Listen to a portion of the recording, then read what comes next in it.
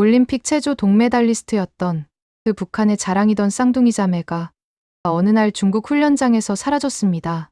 김정은 위원장이 직접 격려했던 엘리트 선수들이 왜 모든 것을 버리고 도망쳤을까요? 평양 특권층으로 살던 그들에게 도대체 무슨 일이 있었던 걸까요? 지금부터 그 충격적인 진실을 알려드리겠습니다. 제 이름은 리민주입니다. 저에게는 쌍둥이 동생 미니가 있습니다. 우리는 평양 모란봉구역 개선동에서 태어났어요. 만경대 체육촌이 바로 코앞이었죠.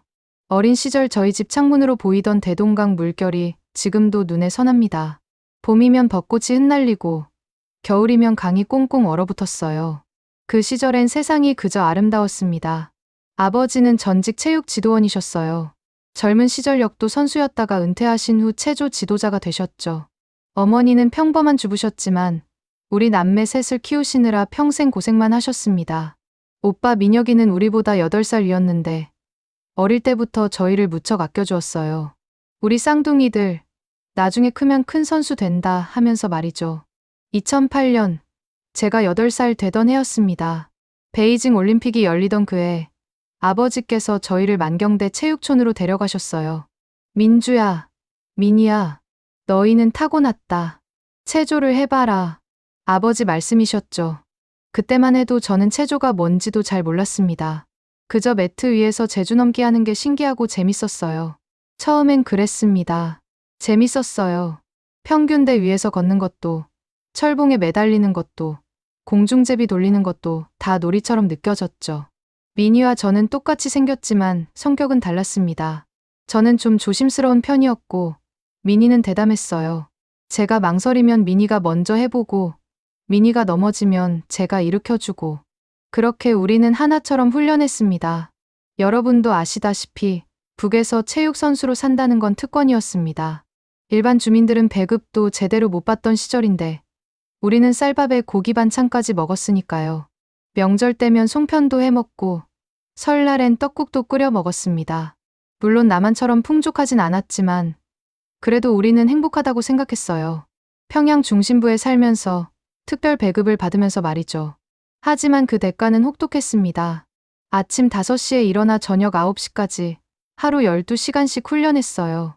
손바닥엔 굳은 살이 박히고 발목은 늘 붓고 허리는 쑤셨습니다. 어떤 날은 너무 힘들어서 울었어요. 그러면 미니가 제 손을 꼭 잡아주곤 했습니다. 언니, 우리 함께 잘할 수 있어. 조금만 더 힘내자. 그 작은 손의 온기가 저를 일으켜 세웠습니다. 2016년, 우리가 16살 되던 해에 리우 올림픽에 나갔습니다. 북한 체조 대표팀 최연소 선수로 말이죠. 그때의 설렘을 어떻게 잊을 수 있겠어요. 비행기를 타고 처음으로 북을 벗어났습니다. 브라질이라는 나라, 리우라는 도시. 창밖으로 보이는 세상은 너무나 넓고 낯설었어요. 경기장에 들어섰을 때 전 세계 사람들이 환호하는 소리를 들었습니다. 그 순간만큼은 제가 세상의 중심인 것 같았어요.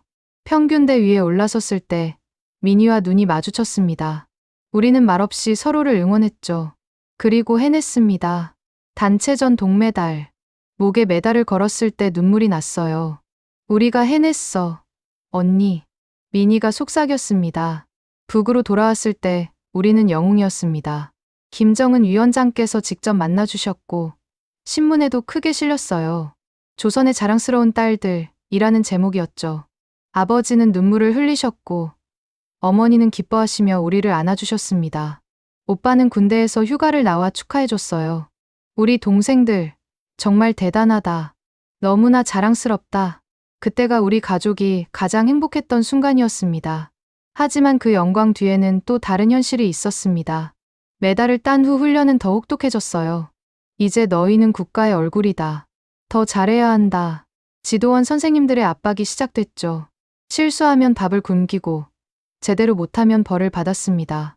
어떤 날은 새벽까지 훈련을 시켰어요. 올림픽은 전쟁이다. 너희가 지면 조국이 욕먹는다. 그래도 우리는 참았습니다. 이게 선수의 길이라고 영광을 위해서는 고통도 감수해야 한다고 생각했으니까요. 미니와 저는 서로를 다독이며 버텼어요. 언니, 우리 다음 올림픽에선 금메달 따자. 그래, 미니야. 우리 꼭 금메달 따서 부모님 기쁘게 해드리자. 2019년쯤 되었을 때 저는 20살이 되어 있었습니다. 이미 북한 체조계의 간판 선수였죠. 2020년 도쿄 올림픽을 준비하고 있었어요. 개인 종목에서 금메달을 노리고 있었습니다. 당시만 해도 저는 이 체제를 의심하지 않았어요. 조국을 위해 메달을 따는 게 제 사명이라고 믿었습니다. 평양의 봄은 여전히 아름다웠습니다. 대동강변을 걸으며 민희와 이야기 나누던 그 시절이 그립습니다. 언니, 우리 나중에 은퇴하면 뭐 할까? 글쎄, 아이들 가르치는 것도 좋을 것 같아. 우리는 그렇게 소박한 미래를 꿈꿨어요. 하지만 그때는 몰랐습니다. 우리의 삶이 곧 완전히 뒤바뀔 거라는 걸 말이죠. 그 작은 균열은 이미 시작되고 있었습니다. 훈련장에서 보는 후배 선수들의 지친 얼굴, 부상당한 친구들이 제대로 치료받지 못하는 모습, 성적이 나쁘다는 이유로 쫓겨나는 동료들. 저는 그저 눈을 감았어요. 이건 어쩔 수 없는 일이야. 체제가 원래 그런 거야. 하지만 마음 한구석에선 뭔가 잘못되었다는 생각이 자라고 있었습니다. 그리고 2018년, 제 인생을 완전히 바꿔놓을 사건이 일어났습니다. 2018년 3월, 그날을 저는 평생 잊을 수 없습니다. 아침 훈련을 마치고 쉬는 시간이었어요. 훈련장 사무실에서 전화가 왔다고 하더군요. 이상했습니다. 훈련 중에는 전화를 거의 받지 못하거든요. 심장이 두근거렸어요. 뭔가 안 좋은 일이 생긴 것 같은 느낌이 들었습니다. 수화기를 들었을 때 어머니의 목소리가 들렸어요. 울음 섞인 목소리였습니다. 민주야, 민혁이가, 내 오빠가. 그 순간 제 다리에 힘이 풀렸습니다. 민희가 옆에서 저를 붙들어줬어요. 언니, 무슨 일이야? 저는 말을 잇지 못했습니다.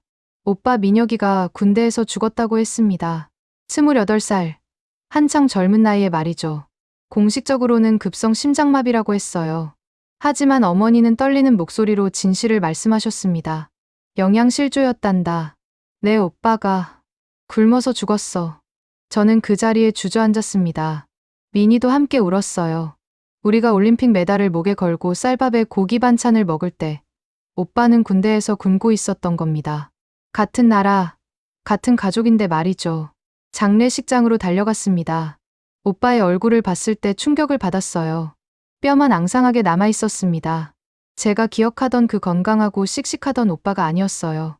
여러분도 아시다시피 6.25 때도 많은 분들이 굶주림으로 돌아가셨다고 하잖아요. 그런데 2018년, 그것도 평양 출신 가족이 굶어 죽다니요. 아버지는 한마디도 못하시고 그저 오빠를 바라보고만 계셨어요. 한때 역도 선수셨던 아버지, 그 강인하셨던 분이 완전히 무너져 계셨습니다. 어머니는 오빠 손을 잡고 계속 우셨죠. 미안하다. 엄마가 미안하다. 밥도 제대로 못 먹여서. 그때 처음으로 깨달았습니다. 우리가 받았던 특혜, 그 메달의 영광은 허상이었다는 것을요. 오빤 국가를 위해 군복무를 하고 계셨어요. 우리는 국가를 위해 메달을 땄고요. 그런데 국가는 우리 가족을 지켜주지 않았습니다. 아니, 오빠를 굶겨 죽게 만들었어요. 장례를 치르고 평양으로 돌아오는 길에 민희가 제 손을 꼭 잡았습니다. 언니, 이게 맞아? 우리가 메달 땄는데 왜 오빠는 굶어 죽어야 했어? 저는 대답할 수 없었어요. 답을 몰랐으니까요. 아니, 어쩌면 답을 알고 있었는지도 모릅니다. 이 체제가 잘못되었다는 것을요. 훈련장으로 돌아왔지만 마음은 계속 무너져 내렸습니다. 매트 위에 서도 평균대에 올라도 집중이 안 됐어요. 오빠 얼굴이 자꾸만 떠올랐습니다. 그 앙상한 얼굴, 움푹 들어간 눈, 뼈만 남은 손. 조국을 위해 헌신하라는 구호가 귓가에 맴돌았지만 이젠 그게 공허하게 느껴졌어요. 지도원 선생님은 알면서도 모른 척했습니다. 이민주, 정신 차려라. 네가 흔들리면 동생도 흔들린다. 올림픽이 얼마 안 남았다. 그 말이 가슴에 비수처럼 박혔어요. 오빠가 죽었는데 그저 훈련이나 하라는 겁니까? 메달이 사람 목숨보다 중요하단 말입니까? 밤에 민희와 둘이 있을 때 속마음을 털어놨습니다. 민희야, 나 요즘 이상한 생각이 자꾸 들어.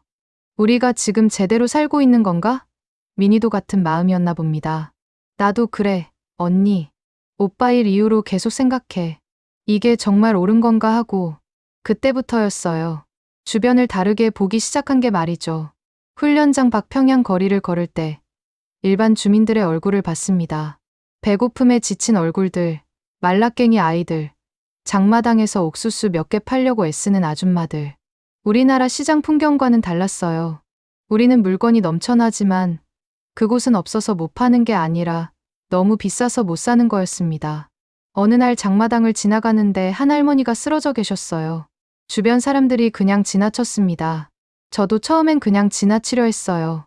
하지만 미니가 멈춰 섰습니다. 언니, 저 할머니 어떡해. 우리는 할머니께 다가갔어요. 할머니는 굶주림으로 기력을 잃으신 거였습니다. 우리가 가지고 있던 빵을 드렸어요. 할머니는 눈물을 흘리며 고맙다고 하셨습니다. 고맙습니다, 아가씨들.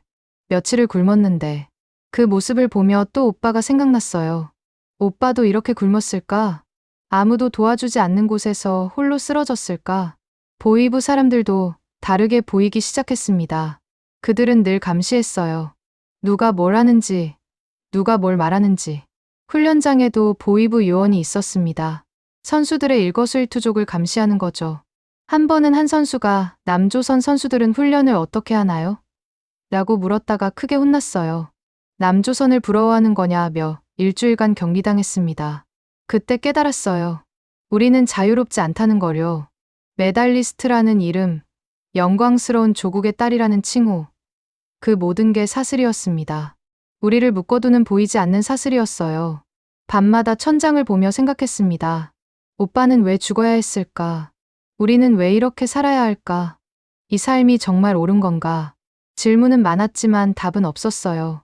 아니, 답은 있었는데 인정하고 싶지 않았는지도 모릅니다. 언니, 나 무서워. 어느 날 밤 미니가 말했어요. 오빠처럼 우리도 언젠가 버려지는 거 아닐까? 저는 미니를 안아줬습니다. 그런 일 없어. 우리는 메달리스트잖아. 하지만 제 목소리도 떨리고 있었어요. 과연 그럴까요? 메달을 못 따면, 부상을 당하면 우리도 오빠처럼 버려지는 걸까요? 그 의문은 점점 커져갔습니다.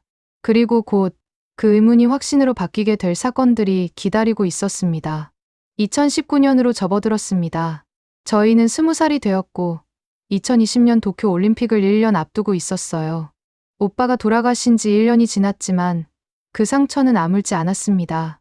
아버지는 많이 늙으셨고 어머니는 자주 우셨어요. 저와 미니는 훈련에만 매달렸습니다. 그게 오빠를 위한 일이라고 메달을 따서 가족을 지켜야 한다고 생각했죠. 하지만 그건 착각이었습니다. 그 무렵 후배 선수들을 자주 보게 되었어요. 저희가 시니어 선수가 되면서 어린 선수들을 돌보는 역할도 맡게 됐거든요. 12살, 13살, 14살짜리 아이들이었습니다. 그 아이들을 보면 예전 우리 모습이 떠올랐어요. 순수하게 체조를 사랑하던 그때 말이죠. 특히 김설아라는 14살 후배가 있었어요. 재능이 정말 뛰어난 아이였습니다. 평균대를 타면 마치 공중을 걷는 것 같았어요. 저희보다 어린 나이에 훨씬 더 높은 기술을 구사했죠. 언니, 저도 언니들처럼 올림픽에 나가고 싶어요. 설아가 눈을 반짝이며 말했을 때 저는 웃으며 대답했습니다. 그럼 설아는 분명 금메달 딸 거야. 그런데 설아의 훈련 강도가 점점 세졌어요. 아침 5시부터 밤 10시까지 14살 아이에게 너무 가혹했습니다. 어느 날 설아가 훈련 중에 쓰러졌어요. 기절한 거였습니다. 너무 피곤해서, 너무 배가 고파서요. 저는 급히 설아를 안아 일으켰습니다. 선생님, 설아가 쓰러졌어요. 병원에 데려가야 해요. 하지만 지도원 선생님은 차갑게 말했습니다. 일어나라. 이 정도로 쓰러지면 올림픽은 꿈도 꾸지 마라. 설아는 비틀거리며 일어나 다시 훈련을 해야 했어요. 제가 물을 가져다 줬을 때 설아는 고맙다며 눈물을 흘렸습니다. 14살 아이가 말이죠. 그날 밤 미니와 이야기를 나눴어요. 언니, 우리 어릴 때도 저랬나? 응, 아마도. 근데 설아는 너무 어린 것 같아. 우리보다 더 힘들어 보여. 미니 말이 맞았습니다. 올림픽에 대한 압박이 갈수록 심해지면서 어린 선수들에 대한 훈련도 더 가혹해지고 있었어요. 그리고 몇 달 후 더 끔찍한 일이 벌어졌습니다. 박지연이라는 16살 후배가 있었어요. 도마 종목 선수였는데 어느 날 훈련 중에 착지를 잘못했습니다. 그 순간 뚝 하는 소리가 들렸어요. 지연이가 비명을 질렀습니다. 허리였어요. 척추를 다친 겁니다. 지연이는 그 자리에서 움직이지 못했어요. 저희가 급히 달려갔죠. 지연아, 괜찮아? 하지만 지연이는 계속 울기만 했습니다. 언니, 다리에 힘이 안 들어가요. 다리가 안 움직여요. 병원으로 옮겨졌지만 제대로 된 치료는 받지 못했어요. 북에서는 의료시설이 부족하거든요. 일반 주민들은 약 하나를 구하기도 하늘의 별 따기였습니다. 체육인이라고 해도 큰 수술은 어려웠어요. 지연이는 결국 평생 걷지 못하게 되었습니다. 16살의 말이죠. 더 충격적인 건 그 다음이었어요. 지연이는 훈련장에서 쫓겨났습니다. 더 이상 선수 생활을 할 수 없으니 고향으로 돌아가라. 그게 전부였어요. 평생을 체조에 바친 아이에게 부상당했다는 이유로 쫓아내는 겁니다. 치료비는커녕 재활 지원도 없었어요. 지연이가 떠나던 날, 저희는 작별 인사를 하러 갔습니다. 휠체어에 앉은 지연이를 보니 눈물이 났어요. 언니들, 저 이제 어떡하죠? 전 체조밖에 모르는데. 저는 아무 말도 해줄 수 없었습니다. 위로의 말조차 거짓말처럼 느껴졌으니까요. 미니가 제 손을 꼭 잡았어요. 미니도 울고 있었습니다. 우리 둘 다 알고 있었어요. 지연이의 미래가 어떨지를요. 시골로 쫓겨가서 장애인으로 평생을 살아야 하는 거죠. 가족들도 함께 고통받을 겁니다. 그때부터 지도원 선생님들의 말이 달리 들리기 시작했어요. 메달 못 따면 너희도 끝이다. 너희 가족도 끝이다. 이건 격려가 아니었습니다. 협박이었어요. 우리는 선수가 아니라 도구였습니다. 메달을 따는 기계, 국가를 빛내는 수단일 뿐이었죠. 성적이 나쁜 선수들은 하나둘씩 사라졌습니다. 어떤 아이는 탄광으로 보내졌다는 소문도 들렸어요. 올림픽을 꿈꾸던 아이들이 꿈이 꺾였다는 이유로 인생 전체가 파괴되는 겁니다. 여러분도 아시다시피 우리나라에선 운동선수가 안 되면 다른 길도 있잖아요. 공부를 다시 하든 다른 일을 하든. 하지만 북에선 한번 낙인 찍히면 끝이에요. 훈련이 끝나고 숙소로 돌아가면 미니와 저는 말없이 마주 앉아있곤 했습니다. 무슨 말을 해야 할지 몰랐어요. 설아는 점점 말라가고 지연이는 떠났고 다른 후배들도 겁에 질린 눈으로 훈련을 하고 있었습니다. 언니, 우리도 다치면 저렇게 되는 거야? 미니가 물었어요. 그럴 리 없어. 우린 메달리스트잖아. 하지만 제 대답은 설득력이 없었습니다. 지연이도 유망한 선수였거든요. 메달을 기대받던 아이였어요. 그런데도 하루아침에 버려졌습니다. 어느 날 설아가 제게 조용히 물었어요. 언니, 남조선은 어때요? 거기도 이렇게 힘든가요? 저는 깜짝 놀랐습니다. 이런 질문은 위험했거든요. 보위부가 알면 큰일 나는 거죠. 설아야, 그런 말 하면 안 돼. 미안해요, 언니. 근데 궁금해요. 거기 선수들은 다치면 어떻게 돼요? 저도 몰랐어요. 나만이 어떤지. TV에서 보는 건 다 선전이었고 실제로는 알 수 없었으니까요. 하지만 한 가지는 확실했습니다. 여긴 잘못되었다는 것. 사람을 사람으로 대하지 않는다는 것. 밤에 혼자 생각했습니다. 제가 만약 다치면 어떻게 될까? 도쿄 올림픽에서 메달을 못 따면 어떻게 될까? 저와 미니도 지연이처럼 버려질까? 가족들은 어떻게 될까? 생각할수록 무서웠어요. 그리고 결정적으로 분노가 치밀어 올랐습니다. 왜 우리는 이렇게 살아야 하나? 왜 메달이 사람 목숨보다 중요한가? 왜 어린 아이들이 꿈을 꾸다가 인생이 파괴되어야 하나? 왜 아무도 이 아이들을 지켜주지 않는가? 미니야, 어느 날 밤, 저는 동생에게 말했습니다. 이 체제는 잘못되었어. 사람을 도구로밖에 안 봐. 미니도 같은 생각이었나 봅니다. 나도 알아. 언니, 나도 그렇게 생각해. 우리는 그날 밤 오래도록 이야기를 나눴어요. 오빠 이야기, 지연이 이야기, 설아 이야기, 그리고 우리의 미래 이야기. 이대로는 살 수 없다는 것, 뭔가 바꿔야 한다는 것. 하지만 어떻게 바꿀 수 있을까요? 우리는 그저 작은 선수일 뿐인데요. 그 답은 곧 찾아왔습니다. 하지만 그건 우리가 상상했던 것보다 훨씬 더 큰 결단을 요구하는 것이었습니다. 2020년 1월, 새해가 밝았습니다. 도쿄 올림픽이 6달 앞으로 다가왔어요. 평소 같았으면 설레고 기대됐을 텐데 그 해는 달랐습니다. 불안했어요. 뭔가 잘못될 것 같은 느낌이 계속 들었죠. 그리고 3월, 전 세계가 뒤집혔습니다. 코로나라는 병이 퍼지기 시작한 거예요. 중국에서 시작된 이 병은 순식간에 세계로 번졌습니다. 북에서도 긴장했어요. 국경을 완전히 봉쇄하고 외부인 출입을 막았죠. 그리고 3월 말 충격적인 소식이 들려왔습니다. 도쿄 올림픽이 연기된다는 거였어요. 1년 뒤로 미뤄진다고 했습니다. 저는 그 소식을 듣고 주저앉았어요. 1년이나 더 기다려야 한다니. 1년 동안 이 지옥 같은 훈련을 더 견뎌야 한다니. 하지만 더 큰 문제가 있었습니다. 당국의 반응이었어요. 올림픽이 연기되자 체육인들에 대한 감시가 더욱 심해졌습니다. 특별회의가 소집되었어요. 모든 국가대표 선수들이 모였죠. 보위부 간부가 나와서 말했습니다. 동무들, 올림픽이 연기되었지만 우리의 사명은 변함없소. 1년 뒤 반드시 금메달을 따와야 하오. 그리고 명심하시오. 올림픽 나가서 탈북하는 배신자가 있다면 그 가족 전체를 엄중히 처벌할 것이오. 그 말을 듣는 순간 온몸에 소름이 돋았습니다. 탈북. 그 단어가 머릿속에서 맴돌았어요. 올림픽을 이용해서 탈북한 선수들이 있었나 봅니다. 그래서 미리 경고하는 거죠. 하지만 저에겐 그 경고가 오히려 하나의 가능성으로 들렸어요.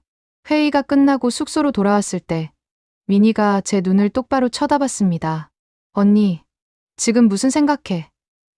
너도 같은 생각하고 있지? 우리는 말하지 않아도 알았어요. 둘 다 같은 생각을 하고 있다는 거려. 그날 밤 우리는 창밖을 보며 오래 서 있었습니다. 평양의 밤하늘이었어요. 별이 보였습니다. 저 별 너머엔 뭐가 있을까? 미니가 중얼거렸어요. 자유가 있겠지. 제가 대답했습니다. 언니, 우리 나갈 수 있을까? 미니가 떨리는 목소리로 물었어요. 저는 한참을 망설였습니다. 이건 목숨을 건 일이었으니까요. 잡히면 우리만 죽는 게 아니었어요. 부모님도, 친척들도 다 끝이었습니다. 하지만 이대로 사는 것도 죽는 것과 다름없었어요. 오빠처럼 굶어 죽거나 지연이처럼 다쳐서 버려지거나 아니면 평생 이 감시와 통제 속에서 숨죽이며 살거나. 미니야, 나가자. 우리 나가서 자유롭게 살자. 그날부터 우리는 계획을 세우기 시작했습니다. 조심스럽게, 아주 조심스럽게요. 누구한테도 들키면 안 됐어요. 부모님께도 말씀드릴 수 없었습니다. 알려드리면 말리실 게 뻔했고 나중에 부모님도 위험해질 테니까요. 먼저 정보를 모았어요. 어떻게 나갈 수 있는지, 어디로 가야 하는지. 훈련장에서 만난 조선족 코치님이 계셨는데 그분께 조심스럽게 물었습니다. 선생님, 중국은 어때요? 거기서 살면 어떨까요? 순수한 호기심인 척 물었죠. 코치님은 중국 생활에 대해 이야기해 주셨어요. 그리고 슬쩍 말씀하셨습니다. 북조선에서 중국으로 넘어오는 사람들도 있지. 도움받을 곳도 있고. 그 말에 귀가 번쩍 뜨였어요. 하지만 티 내면 안 됐습니다. 아, 그렇군요. 그냥 궁금해서요. 나중에 그분께 조심스럽게 연락처를 물었어요. 혹시 중국에 아는 분 있으면 소개해 주실 수 있어요? 나중에 교류전 같은 거 가면 연락하고 싶어서요. 코치님은 잠시 저를 쳐다보시더니 조용히 종이 한 장을 건네주셨습니다. 이 사람한테 연락해봐. 도움 될 거야. 그 종이를 받았을 때 손이 떨렸어요. 이건 돌아올 수 없는 강을 건너는 일이었습니다. 하지만 저는 그 종이를 속옷 안쪽에 꼭꼭 숨겼어요. 그리고 돈을 모으기 시작했습니다. 올림픽 메달 상금으로 받았던 돈, 그동안 모아둔 돈, 전부 비밀 장소에 숨겼어요. 탈북 브로커한테는 돈이 필요하다는 걸 알고 있었거든요. 5월쯤 되었을 때 기회가 왔습니다. 중국에서 훈련 일정이 잡힌 거예요. 코로나 때문에 연기되었다가 6월에 단기 훈련을 간다는 겁니다. 선양에서 2주일 동안 훈련하고 온다고 했어요. 그날 밤 미니와 마주 앉았습니다. 이게 마지막 기회일지도 몰라. 제가 말했어요. 코로나 때문에 언제 또 중국을 갈 수 있을지 모르겠어. 내년 올림픽 끝나면 더 나가기 힘들 거고. 언니, 우리 정말 할 거야? 미니가 물었어요. 저는 미니 손을 꼭 잡았습니다. 우리 메달 딴 건 조국을 위해서였어. 근데 조국은 우리를 지켜주지 않았어. 오빠도 못 지켰고 지연이도 버렸어. 이젠 우리가 우리를 지켜야 해. 미니가 고개를 끄덕였어요. 눈물이 그렁그렁했습니다. 부모님은 어떻게? 언니. 그게 가장 아픈 부분이었어요. 부모님을 두고 가야 한다는 것. 어쩌면 평생 못 뵐지도 모른다는 것. 나중에 꼭 모셔올 거야. 우리가 남한에 정착하면 어떻게든 부모님을 모실 방법을 찾을 거야. 하지만 그게 가능할지 저도 몰랐어요. 그냥 그렇게 믿고 싶었던 거죠. 6월 초, 출발 일주일 전이었습니다. 저는 오빠 묘에 갔어요. 미니와 함께요. 아무도 없을 때 조용히 찾아갔습니다. 오빠 묘 앞에 무릎을 꿇고 앉았어요. 오빠, 미안해요. 동생들이 먼저 갑니다. 이 지옥에서 나갈 거예요. 오빠처럼 죽고 싶지 않아요. 오빠, 우리 용서해 줄 거죠? 눈물이 멈추지 않았습니다. 미니도 옆에서 울고 있었어요. 꼭 다시 올게요. 언젠가 자유롭게 오빠 만나러 올게요. 그때까지 기다려주세요. 그게 제가 오빠한테 한 마지막 인사였습니다. 부모님께는 아무 말도 못 드렸어요. 그저 중국 훈련 다녀올게요. 잘 다녀올게요 라고만 했습니다. 어머니가 손을 잡으셨어요. 조심해서 다녀와라. 엄마가 기도할게. 그 따뜻한 손을 느끼며 눈물이 났지만 참았습니다. 아버지는 열심히 하고 와라. 우리 딸들 자랑스럽다라고 하셨어요. 그 말을 듣는 순간 가슴이 찢어지는 것 같았습니다. 아버지, 죄송합니다. 저희는 자랑스러운 딸이 아니에요. 배신자가 될 겁니다. 하지만 이건 생존을 위한 선택이었어요. 살기 위해, 인간답게 살기 위해 떠나는 거였습니다. 출발 전날 밤, 미니와 마지막으로 평양 거리를 걸었어요. 대동강변을 따라서요. 어린 시절 뛰놀던 그곳, 벚꽃이 피던 그곳. 이제 다시는 못 볼지도 모르는 풍경이었습니다. 언니, 무섭지 않아? 무서워. 너무 무서워. 근데 갈 거지? 응. 갈 거야. 우리 함께 가는 거야. 우리는 손을 꼭 잡고 걸었습니다. 쌍둥이로 태어나 20년을 함께 살았어요. 이제 또 다른 20년을 위해 우리는 죽음을 무릅쓰고 자유를 향해 갈 겁니다. 다음 날 아침, 우리는 가방을 들고 집을 나섰습니다. 뒤돌아보니 부모님이 손을 흔들고 계셨어요. 저는 최대한 웃으며 손을 흔들었습니다. 하지만 마음속으론 울고 있었어요. 엄마, 아빠, 사랑해요. 꼭 다시 만나요. 버스에 올라 창밖을 봤을 때 평양이 점점 멀어졌습니다. 그리고 우리의 생사를 건 여정이 시작되었습니다. 2020년 6월 15일, 우리는 중국 선양에 도착했습니다. 비행기에서 내리는 순간부터 심장이 미칠 듯이 뛰었어요. 이곳에서 우리는 결정을 내려야 했습니다. 돌아갈 것인가? 아니면 모든 걸 버리고 떠날 것인가? 선양 체육관에 도착했을 때 보위부 요원 2명이 우리를 감시하고 있었어요. 항상 그렇듯이요. 식사할 때도, 훈련할 때도, 심지어 화장실 갈 때도 지켜봤습니다. 도망칠 틈이 없어 보였어요. 호텔 방에 짐을 풀면서 미니와 눈을 마주쳤습니다. 말은 하지 않았지만 서로 알고 있었어요. 기회가 올 거야. 기다려. 훈련 이틀째 되던 날, 저는 숨겨뒀던 전화번호로 문자를 보냈어요. 조선족 코치님께 받은 그 번호로요. 도와주세요. 저희 탈북을 원합니다. 여기서 벗어나게 해주세요. 돈은 충분히 드리겠습니다. 상황을 간략히 설명드렸습니다. 손이 떨려서 글자를 제대로 누르기도 힘들었습니다. 답장이 왔어요. 6월 18일 오후 3시. 훈련장 뒷문. 검은색 차가 대기. 체육복 그대로 나와라. 짐은 버려라. 심장이 쿵쾅거렸습니다. 이틀 후였어요. 단 이틀. 그 이틀이 1년처럼 길게 느껴졌습니다. 훈련을 하면서도 머릿속으론 계속 계획을 세웠어요. 어떻게 뒷문까지 갈 것인가. 보위부 요원들을 어떻게 따돌릴 것인가. 6월 18일 아침이 밝았습니다. 평소처럼 일어나서 아침을 먹었어요. 보위부 요원들 앞에서 태어난 척했습니다. 하지만 속으로는 기도하고 있었어요. 하늘에 계신 오빠, 우리 좀 도와주세요. 오전 훈련을 마치고 점심을 먹었습니다. 음식이 목으로 넘어가지 않았어요. 미니도 거의 먹지 못했습니다. 보위부 요원 한 명이 물었어요. 왜 안 먹어? 컨디션 안 좋아. 네, 좀 그래요. 괜찮습니다. 오후 3시가 가까워졌습니다. 훈련장에 도착했을 때 다른 선수들이 준비 운동을 하고 있었어요.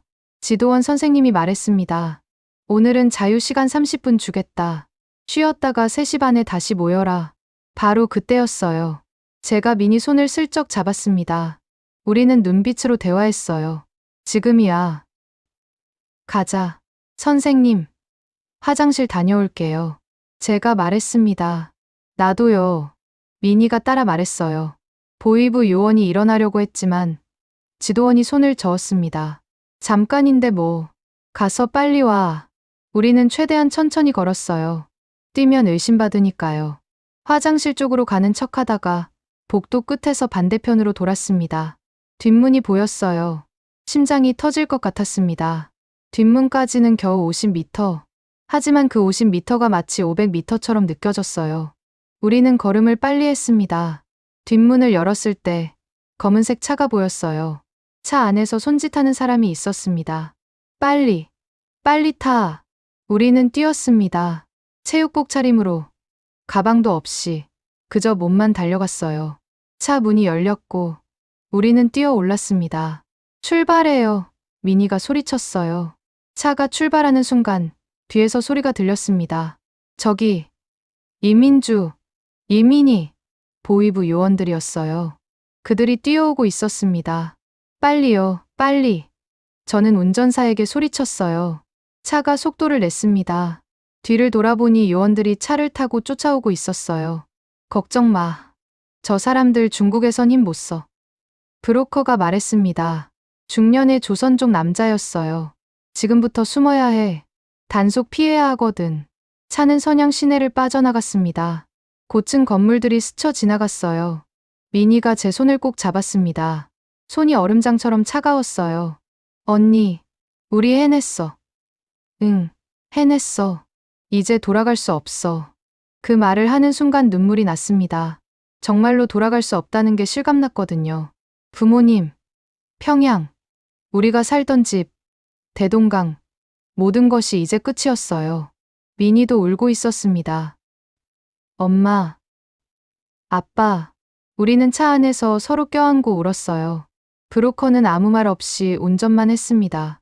아마 이런 모습을 여러 번 봤겠죠. 한참을 달려서 외곽의 한 건물에 도착했습니다. 여기서 며칠 숨어 있어야 해. 북한 보위부가 중국 공안한테 수배를 넣을 거야. 조용히 있어. 브로커가 우리를 작은 방으로 안내했어요. 방은 좁았습니다. 창문도 작고 환기도 안 됐어요. 하지만 우리는 감사했습니다. 여기가 자유로 가는 첫 번째 문이었으니까요. 너희 올림픽 선수지. TV에서 봤어. 용감하네. 브로커가 물을 가져다 주며 말했습니다. 이제 시작이야. 앞으로 더 힘들 거야. 견딜 수 있겠어? 네, 견딜게요. 꼭 견딜 거예요. 제가 대답했습니다. 미니도 고개를 끄덕였어요. 그날 밤 우리는 잠을 이루지 못했습니다. 창밖을 보면서 평양을 생각했어요. 지금쯤 부모님은 아실 거예요. 딸들이 도망쳤다는 걸. 얼마나 놀라셨을까? 얼마나 무서우실까?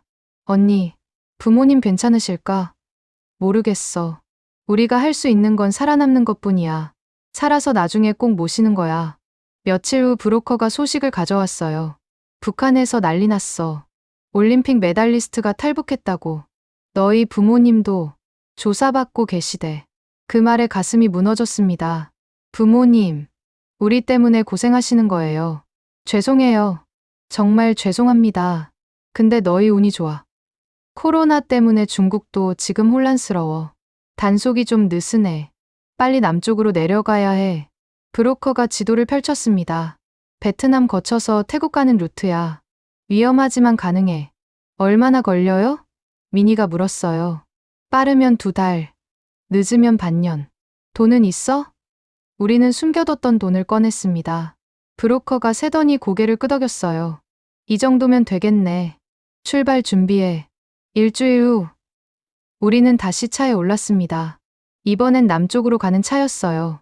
선양을 떠나며 마지막으로 북쪽을 봤습니다. 저 너머에 평양이 있어요. 부모님이 계세요. 엄마, 아빠, 살아있을게요. 꼭 살아서 다시 만나요. 미니가 제 어깨에 기댔습니다. 언니, 우리 살 수 있을까? 응, 살 거야. 오빠도 못 누린 자유를 우리가 누릴 거야. 그게 우리가 할 수 있는 일이야. 차는 계속 남쪽으로 달렸습니다. 중국 땅을 가로질러 우리가 한 번도 가보지 못한 세상으로. 그곳엔 자유가 있다고 했어요. 하지만 그 자유를 얻기까지 우리는 또 다른 지옥을 거쳐야 했습니다. 자유를 얻었다고 생각했는데 그게 아니었습니다. 중국으로 넘어왔지만 우리는 여전히 쫓기는 신세였어요. 북한 보위부는 물론이고 중국 공안도 우리를 찾고 있었습니다. 북송되면 끝이에요. 공개 처형당하거나 정치범 수용소로 보내지겠죠. 브로커는 우리를 선양에서 남쪽으로 데려갔어요. 한 달 동안 5군데를 옮겨 다녔습니다. 오늘은 이 집, 내일은 저 집. 창문도 제대로 열지 못하고 밖에도 나가지 못했어요. 너희가 유명해서 문제야. TV에 나온 적 있잖아. 올림픽 중계 때. 브로커가 한숨을 쉬었어요. 얼굴 알아보는 사람 있으면 신고 들어와. 조용히 있어야 해. 우리는 하루 종일 방 안에만 있었습니다. 10평도 안 되는 작은 방에서요. 매트 위에서 살던 우리가 이제는 좁은 방 안에서 숨죽이며 살고 있었어요. 역설적이지 않습니까? 자유를 찾아 나왔는데 더 갇혀 사는 것 같았습니다. 그나마 다행이었던 건 코로나였어요. 이상하게 들리겠지만 정말 그랬습니다. 중국도 코로나 때문에 혼란스러웠거든요. 사람들 이동이 제한되고 단속도 예전만큼 철저하지 않았어요. 그 틈을 타서 우리는 버틸 수 있었습니다. 7월쯤 우리는 광저우 근처 작은 마을에 도착했어요. 거기서 조선족 체육관 관장님을 만났습니다. 김철수라는 분이었어요. 60살쯤 되신 것 같았는데 젊은 시절 북에서 체조 선수를 하셨대요. 너희가 그 쌍둥이구나. TV에서 봤어. 잘했어. 용감하게 나온 거. 관장님이 우리 손을 잡아주셨어요. 그 따뜻한 손길에 눈물이 났습니다. 탈북한 이후 처음으로 느끼는 진심 어린 위로였거든요. 여기서 일하면서 지내. 청소하고 아이들 지도 보조하고 돈은 많이 못 주지만 숙식은 해결해 줄게. 대신 절대 신분 들키면 안 돼. 알겠지? 우리는 그날부터 체육관에서 일하기 시작했어요. 새벽 5시에 일어나서 체육관 청소를 했습니다. 바닥을 닦고 화장실을 청소하고 매트를 정리했어요. 올림픽 메달리스트가 걸레질을 하고 있다니 처음엔 자존심이 상했습니다. 하지만 곧 깨달았어요. 이게 자유의 대가구나. 그리고 이것조차 감사한 일이라는 거요. 최소한 우리는 살아있고 먹을 수 있고 잠잘 곳이 있었으니까요. 오후에는 어린 아이들 체조를 도왔어요. 관장님이 가르치는 걸 옆에서 보조하는 거죠. 아이들한테 직접 가르치면 안 됐습니다. 말투 때문에 의심받을 수 있으니까요. 한 번은 6살짜리 여자아이가 평균대에서 떨어졌어요. 무릎을 다쳤는데 울고 있더라고요. 저도 모르게 다가가서 안아줬습니다. 괜찮아, 괜찮아. 언니가 있어. 그랬더니 아이가 저를 올려다보며 물었어요. 언니, 말이 이상해요. 어디 사람이에요? 가슴이 철렁했어요. 관장님이 얼른 말했습니다. 이 언니는 조선족이야. 북쪽에서 왔어.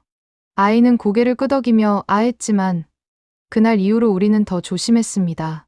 밤이 되면 민희와 둘이 작은 방에 앉아 있었어요. 체육관 옥상에 있는 창고를 방으로 쓰고 있었거든요. 여름엔 더웠고 겨울엔 추웠습니다. 하지만 불평하지 않았어요. 이것도 감사한 일이니까요. 언니, 부모님은 어떻게 지내실까? 민희가 자주 물었어요. 저도 궁금했습니다. 하지만 연락할 방법이 없었어요. 전화하면 추적당하고 편지를 보낼 수도 없었습니다. 가끔 한국 뉴스를 봤어요. 관장님이 몰래 보여주셨거든요. 탈북자들 이야기가 나왔을 때 우리는 숨죽이며 봤습니다. 언젠가 우리도 저렇게 한국에 갈 수 있을까? 응, 갈 거야. 꼭 갈 거야.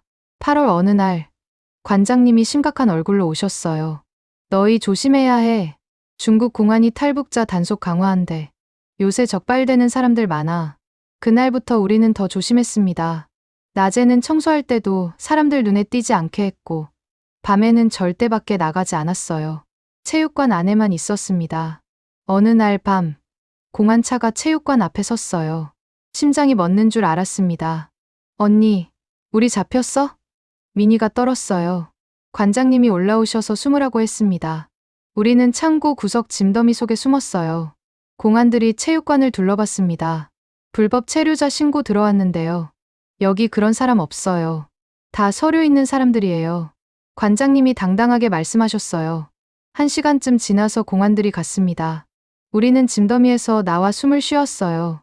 온몸이 땀으로 젖어 있었습니다. 고맙습니다, 관장님. 정말 고맙습니다. 괜찮아. 우리 같은 민족끼리 도와야지. 그 사건 이후로 관장님은 더 신경 써주셨어요. 밤에 먹을 것도 가져다 주시고 추울 때는 이불도 주셨습니다. 우리 부모님이 6.25 때 헤어진 이상가족이었어. 북에 계신 친척들 생각하면 가슴이 아파. 너희라도 도와야겠다 싶더라. 그 말씀을 듣고 울었어요. 같은 핏줄이라는 게, 같은 민족이라는 게 이렇게 소중한 줄 몰랐습니다. 북에선 모두가 적이었는데 여기선 모르는 분이 생명의 은인이 되어주셨어요. 가을이 지나고 겨울이 왔습니다. 2020년이 저물어가고 있었어요. 우리는 중국에서 반년을 버텼습니다. 하지만 이대로 계속 숨어 살 수는 없었어요. 관장님, 우리 언제쯤 한국 갈 수 있을까요? 미니가 물었어요. 관장님은 한숨을 쉬셨습니다. 코로나 때문에 지금은 힘들어. 국경이 다 막혔거든. 조금만 더 기다려봐. 내년쯤이면 길이 열릴 거야. 2021년 새해가 밝았습니다. 우리는 체육관 옥상에서 새해를 봤어요. 올해는 꼭 한국에 가자. 응, 언니. 우리 꼭 가자. 그리고 자유롭게 살자. 2월쯤 관장님이 좋은 소식을 가져오셨어요. 베트남으로 가는 길이 열렸어. 거기서 태국 거쳐서 한국 갈 수 있어. 브로커 연결해 줄게. 돈은 좀 더 필요한데. 우리는 남은 돈을 다 꺼냈어요. 이걸로 부족하면 한국 가서 갚을게요. 됐어. 이 정도면 돼. 출발 준비해. 4월 초 떠날 날이 왔습니다. 관장님께 작별 인사를 드렸어요. 관장님, 평생 잊지 않을게요. 생명의 은인이세요. 잘 가거라. 한국 가서 행복하게 살아. 그리고 가끔 생각해줘. 우리는 다시 차에 올랐습니다. 이번엔 남쪽으로, 베트남으로 가는 차였어요. 중국에서의 1년. 그 긴 숨바꼭질이 끝나가고 있었습니다. 창밖으로 광저우 거리가 스쳐 지나갔어요. 우리가 1년 동안 숨어 살던 곳. 청소하고, 아이들 도와주고, 매일 두려움 속에서 살던 곳. 하지만 그곳에서 우리는 배웠습니다. 자유는 공짜가 아니라는 것을요. 언니, 이제 거의 다 왔어. 응. 조금만 더 가면 돼. 우리 거의 다 왔어. 하지만 우리는 몰랐습니다. 앞으로 더 험한 길이 기다리고 있다는 것을요. 2021년 4월, 우리는 중국을 떠나 남쪽으로 향했습니다. 차는 며칠을 달렸어요. 광저우에서 국경 쪽으로, 구불구불한 산길을 따라서요. 브로커는 3번이나 바뀌었습니다. 한 사람이 우리를 어디까지 데려가면 다음 사람한테 넘기는 시기였어요. 마치 짐처럼 취급받는 기분이었지만 불평할 수 없었습니다. 국경 넘을 때 절대 소리 내면 안 돼. 중국 경비대가 총을 쏠지도 몰라. 브로커가 경고했어요. 우리는 고개를 끄덕였습니다. 이미 목숨 걸고 여기까지 왔는데 이제 와서 물러설 수 없었어요. 밤에 국경을 넘었습니다. 어두운 산길을 걸어서요. 1시간쯤 걸었을까요? 다리가 후들거렸지만 계속 걸었어요. 미니가 제 손을 꼭 잡았습니다. 우리는 말없이 걸었어요. 다 왔어. 저기가 베트남이야. 브로커가 가리킨 곳에 작은 마을이 보였어요.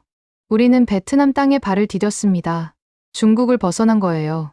조금은 안심이 되었습니다. 베트남에서 일주일을 보냈어요. 작은 여관 같은 곳이었는데 방은 더럽고 벌레도 많았습니다. 음식도 입에 맞지 않았어요.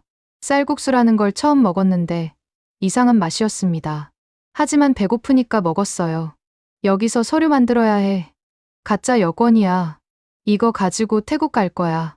새 브로커가 우리 사진을 찍었어요. 며칠 후 여권이 나왔습니다. 이름도 다르고 국적도 베트남으로 되어 있었어요. 이제부터 너희는 베트남 사람이야. 한국말 하면 안 돼. 알겠지? 네. 우리는 연습했어요. 베트남 사람인 척하는 거려. 말을 아예 안 하거나 고개만 끄덕이거나. 5월 중순. 우리는 비행기를 탔습니다. 평생 비행기를 몇 번 타보지 못했는데 탈북 후엔 자주 타게 되었어요. 하노이에서 방콕으로 가는 비행기였습니다. 공항에서 심장이 터질 것 같았어요. 입국 심사대를 지나갈 때 심사관이 여권을 보더니 우리를 쳐다봤습니다. 베트남? 네. 미니가 고개를 끄덕였어요. 심사관이 한참 쳐다보더니 도장을 찍어줬습니다. 방콕에 도착했을 때 더위가 엄청났어요. 북에선 경험해보지 못한 열기였습니다. 숨을 쉬기도 힘들 정도였어요. 브로커가 우리를 작은 아파트로 데려갔습니다. 여기서 기다려. 한국 대사관 연락할 거야. 며칠을 기다렸어요. 매일 연락만 기다리며요. 그러던 어느 날 브로커가 심각한 얼굴로 왔습니다.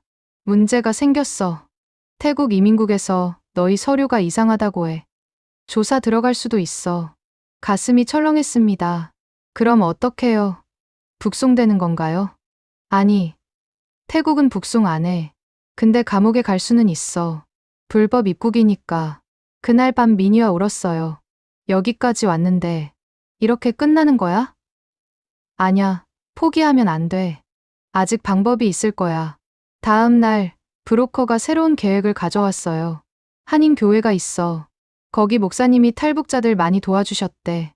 가보자. 우리는 방콕 시내에 있는 한인 교회를 찾아갔습니다. 작은 건물이었어요. 목사님이 나오셔서 우리를 보더니 눈물을 흘리셨어요. 어떻게 여기까지 왔어요? 고생 많았겠어요. 그 따뜻한 말 한마디에 그동안 참았던 눈물이 쏟아졌습니다. 목사님, 저희 한국 가고 싶어요. 도와주세요.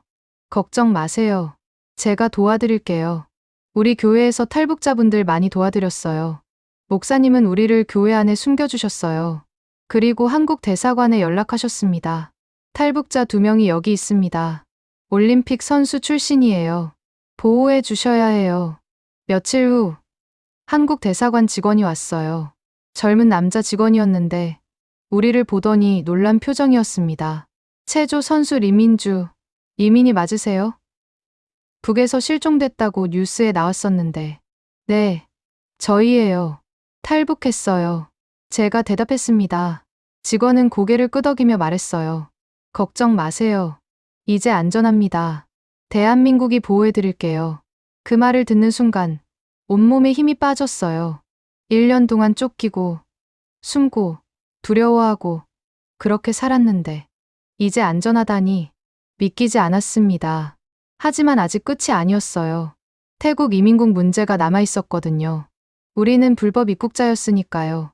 대사관에서 태국 정부와 협상을 해야 했습니다. 한 달을 더 기다렸어요. 교회에 머물면서요. 그동안 목사님과 사모님이 정말 잘해주셨습니다. 밥도 해주시고 옷도 사주시고 위로도 해주셨어요. 너희가 체조 선수였다며? 우리나라 가면 꼭 아이들 가르쳐줘. 재능을 살려야지. 목사님 말씀에 고개를 끄덕였어요. 네, 그러고 싶어요. 북에서처럼 무서운 훈련이 아니라 즐거운 체조를 가르치고 싶어요. 6월 말 드디어 허가가 났습니다. 한국으로 갈 수 있다는 거예요. 태국 정부가 우리를 북송하지 않고 한국으로 보내주기로 했대요. 대한민국 국민이 되신 걸 환영합니다. 대사관 직원이 서류를 건네며 말했어요. 그 서류를 받았을 때 손이 떨렸습니다. 이게 정말일까?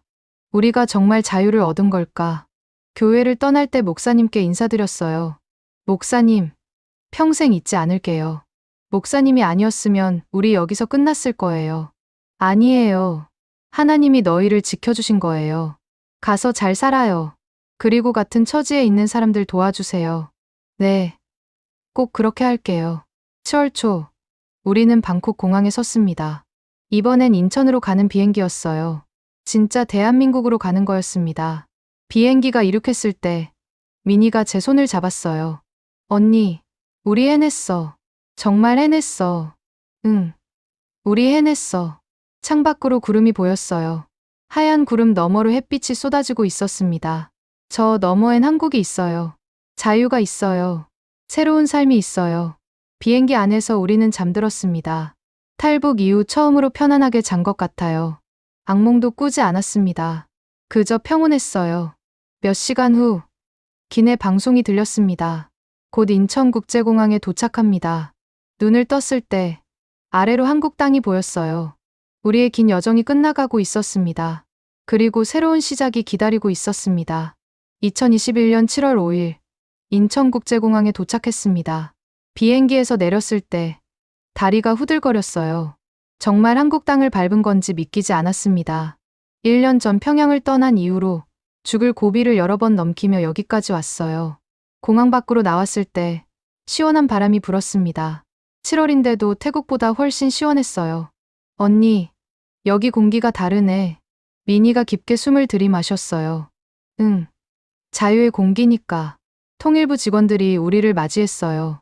고생 많으셨어요. 이제 안전합니다. 하나원으로 모시겠습니다.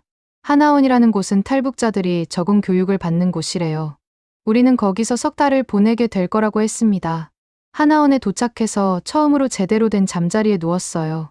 깨끗한 침대, 따뜻한 이불.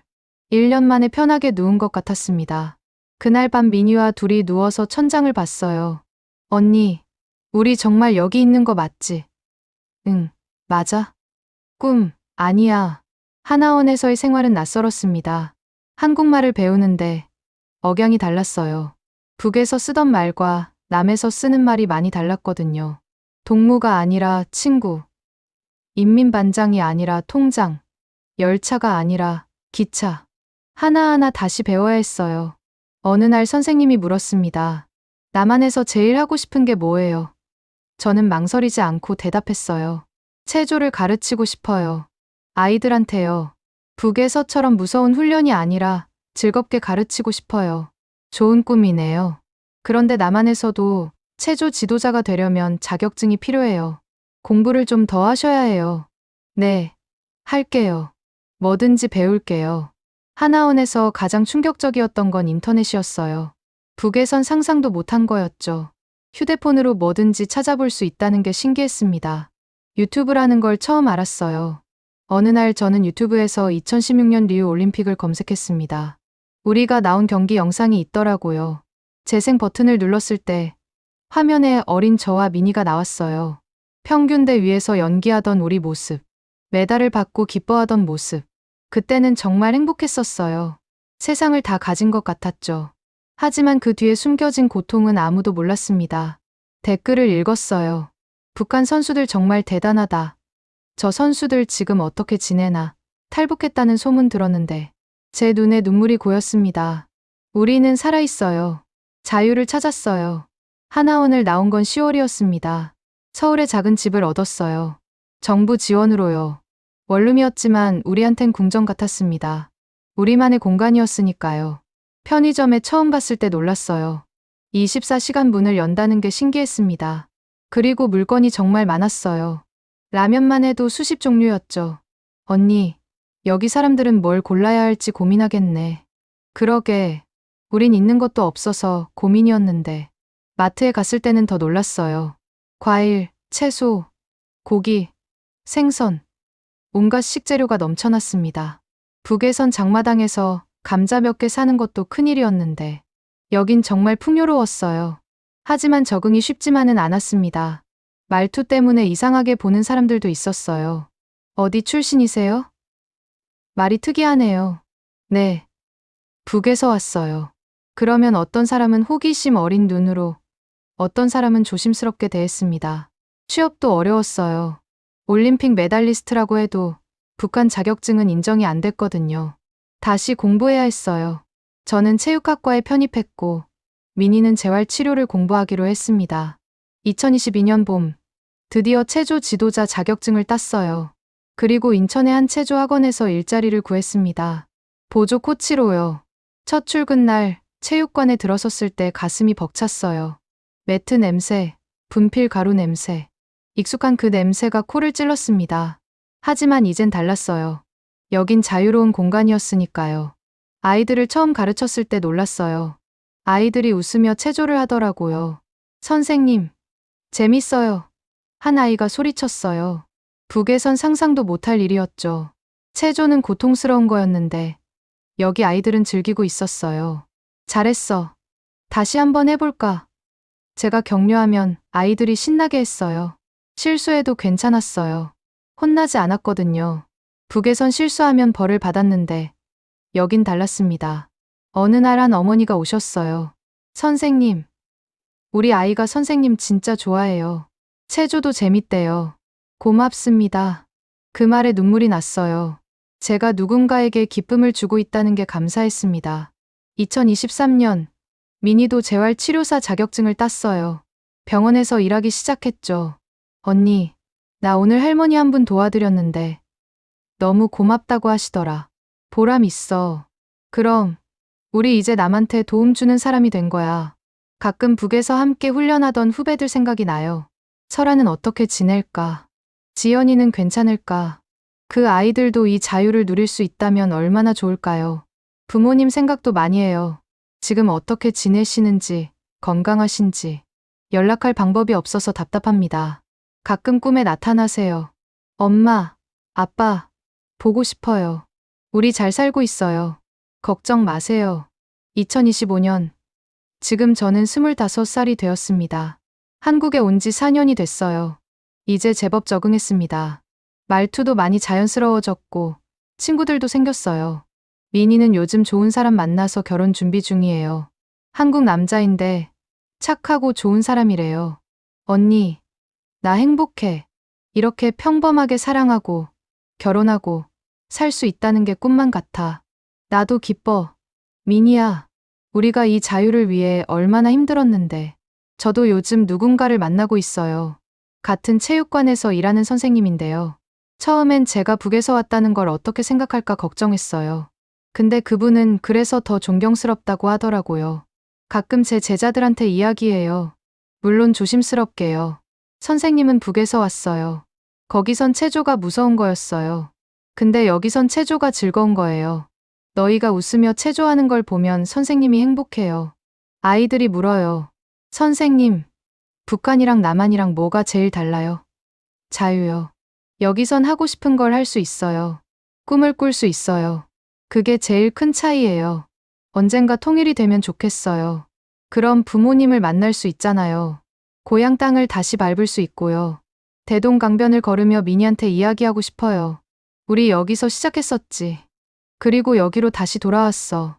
우리 세대의 통일을 볼 수 있을까요? 잘 모르겠어요. 하지만 희망은 있어요. 저처럼 자유를 찾아 나온 사람들이 점점 늘고 있으니까요.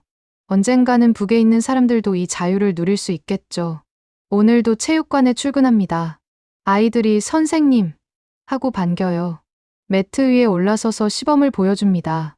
평균대 위를 걸으며 생각해요. 이 매트 위에서 우리의 여정이 시작되었고, 이 매트 위에서 새로운 삶을 살고 있구나. 메달보다 소중한 것을 얻었어요. 바로 자유예요. 그리고 인간으로서의 존엄이에요. 이제 저는 메달 따는 기계가 아니에요. 꿈을 가진 한 사람이에요. 민희야, 우리 잘 해냈어. 오빠도 하늘에서 보고 계실 거야. 부모님도 언젠가 만날 거야. 그때까지 우리 열심히 살자. 자유롭게, 당당하게. 대한민국에서의 내 이름은 리민주예요. 탈북민이고, 체조 코치고, 누군가의 딸이고, 누군가의 언니예요. 그리고 무엇보다 자유인이에요. 이 이야기를 듣고 계신 여러분께 말씀드리고 싶어요. 자유는 공짜가 아니에요. 하지만 목숨 걸고 얻을 만큼 소중해요. 우리가 당연하게 누리는 이 자유를 부디 소중히 여겨주세요. 그리고 언젠가 통일이 되면 북에 있는 제 후배들한테 체조를 가르치러 갈 거예요. 이번엔 웃으며 즐겁게요. 얘들아, 체조는 즐거운 거야. 두려워하지 마. 그날이 올 때까지 저는 여기서 열심히 살겠습니다. 자유의 땅에서요.